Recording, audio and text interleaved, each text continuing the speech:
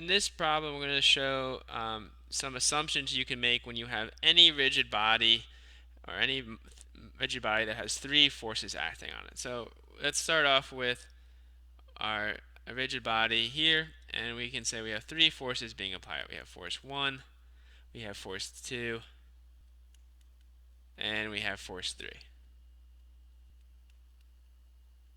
Alright, so to ensure equilibrium of this rigid body, we know two things have to be true. We know that our resultant force, alright, which is equal to force 1 plus force 2 plus force 3 has to be equal to 0. And we know that the sum of our resultant moment about any point must be equal to 0 as well. Okay? So to satisfy these three equations of equilibrium, the only way these two equilibrium equations can work has to be that either force 1, force 2, and force 3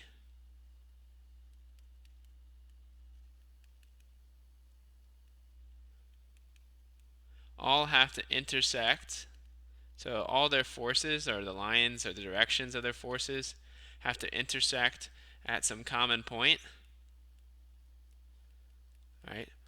Or, all right, so if you summed up force 1, force 2, and force 3, they would have to equal 0. And if they all are directed at a single point, or they all meet at a common point, they will not generate any moment about that point. So therefore, the rigid body would be in equilibrium.